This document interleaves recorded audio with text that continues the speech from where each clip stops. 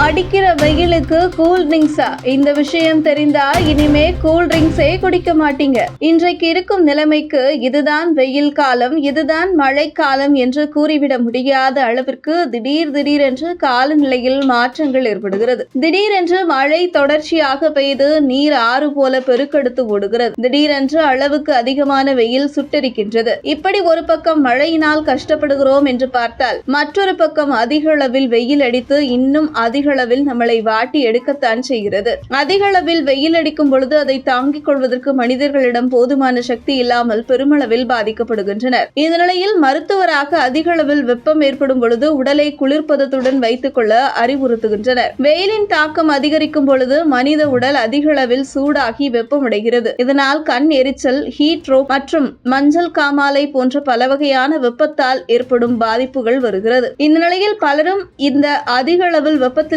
தப்பிப்பதற்காக cool drinks போன்றவற்றை அதிக அளவில் உட்கொள்கின்றனர். ஆனால் இப்படி கூல்ட்ரிங்க்ஸ் போன்றவற்றை எடுத்துக் கொள்வதால் உண்மையாகவே உடலில் உள்ள வெப்பத்தின் அளவு குறையுமா என்று பார்த்தால் கண்டிப்பாக கிடையாது. இது பலருக்கும் தெரிந்திருந்தாலும் கூட மீண்டும் அவர்களே இது போன்ற கூல்ட்ரிங்க்ஸ்களை வாங்கி அருந்தத்தான் செய்கின்றனர். குறிப்பாக சோடா மற்றும் தற்பொழுது கிடைக்கும் பல குளிர்பானங்கள் வாங்கி குடிப்பதால் உடலில் உள்ள வெப்பநிலையானது குறைவதை காட்டிலும் இன்னும் அதிகமாகவே கூடுகிறது. மிகவும் குளிர்ச்சியான நிலையில் உள்ள குளிர்பானங்களை எடுத்துக் கொள்ளும் பொழுது உடலில் திடீரென்று மாற்றம் ஏற்படுவதால் உடல்நிலையில் செய்து ஏற்படுவதை உணர்ந்து நம் உடல்நிலை அதற்கு எதிராக போராடுவதற்கு முயற்சிக்கும். அதனை குடிக்கும் பொழுது மிகவும் குளிர்ச்சியாக உணர்ந்தாலும் கூட அவை உடலின் எந்தவித வெப்பநிலையையும் குறைக்காமல் மேலும் அதிகரிக்கவும் அல்லது எந்தவித மாற்றத்தையும் ஏற்படுத்தாமலும் இருப்பது என்கிறது தான் உண்மை. மேலும் இது போன்ற கூல்ட்ரிங்க்ஸ்களை குடிப்பதால் மிகவும் குறுகிய காலத்திற்கு மட்டுமே குளிர்ச்சியான உணர்வு நிகழும் என்றும் அதில் சேர்க்கப்பட்டுள்ள பொருட்களால் உடலுக்கு பல பாதிப்புகளை ஏற்படுத்துவதற்கும் வாய்ப்புகள் இருப்பதாகவும் கூறப்படுகிறது. தற்பொழுது கடைகளில் கிடைக்கும் சோடாக்களில் இருக்கும் கார்பன் டை ஆக்சைடு மனிதர்களுக்கு வீக்கம் மற்றும் அசௌகரியத்தை ஏற்படுத்துவதாகவும்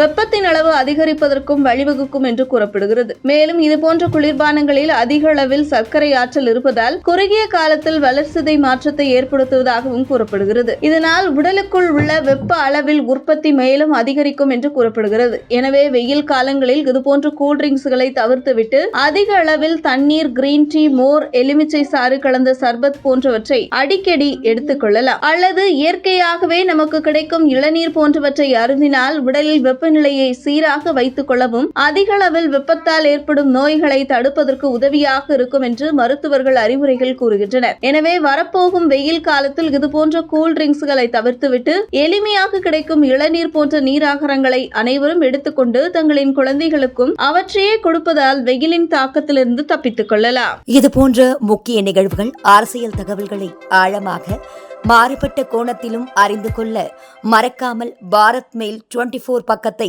பின்பற்றிக் கொள்ளுங்கள். உங்கள் ஒவ்வொரு ஆதரவும் இதுபோன்ற பல நிகழ்வுகளின் பின்னணியை அறிய உதவும்.